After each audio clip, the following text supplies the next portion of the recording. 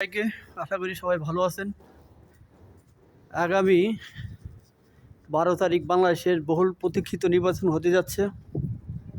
তো এই নির্বাচন নিয়ে কয়েকটা কথা বলতে চাই বাংলাদেশের জনগণের কাছে। তো বাংলাদেশের জনগণ এগুলা যাতে বিশ্লেষণ করে যাতে সঠিক মানুষটাকে ভোট দেয়, ইসলামী মূল্যবোধ সম্পন্ন যারা আছে তাদের যাতে ভোট দিয়ে জয়যুক্ত করেন।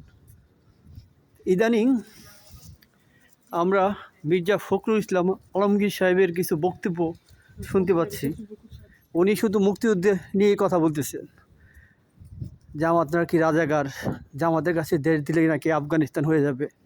আমার প্রশ্ন হচ্ছে, জামাত যদি রাজাকার হয়ে থাকে তাহলে এই রাজাকারের সাথে তো দীর্ঘদিন আপনারা রাজনৈতিক সংগ্রাম করছেন, জোটবদ্ধভাবে নির্বাচনও করছেন, এবং জামাতের কয়েকজন তো মন্ত্রীও ছিল। তা আপনারা ওইটা করলেন কেন? 1 নম্বর প্রশ্ন। 2 নম্বর প্রশ্ন হচ্ছে,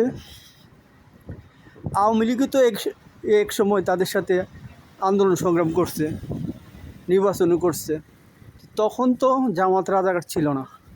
তা আপনাদের 2 দলের সাথে থাকলে রাজাকার হয় না, আর 2 দলের বাইরে চলে গেলেই জামাত রাজাকার হয়ে যায়।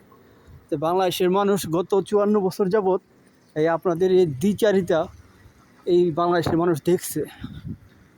আমি কোনো রাজনৈতিক দল করতাম না বা সমর্থনও করি না বর্তমানে যে রাজনীতি, কিন্তু দেশের স্বার্থে, দেশের আপামর জনগণের স্বার্থে দেশ যাতে ভারতীয় দালালদের কাছে না যায়, এই জন্য আমরা কথা বলতেছি। এখন দেশ কোনো অবস্থাতে এবার ভারতীয় দালালদের হাতে দেওয়া হবে না।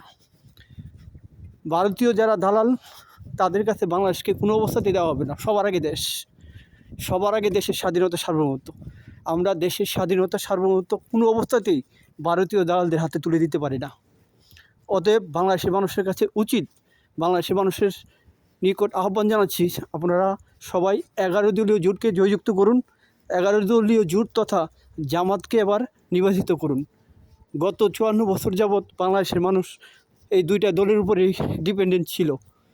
এখন আমরা অন্য কিছু দেখতে চাই, দেশটা যাতে সামনের দিকে এগোয় সেই চিন্তা করে বাংলাদেশের মানুষের উচিত এখন ইসলামী মূল্যবোধ সম্পন্ন একটা সরকারকে আনা, যাতে বাংলাদেশের আর্থসামাজিক অবস্থা উন্নতি হয়, দুর্নীতিমুক্ত বাংলাদেশ করা যায়।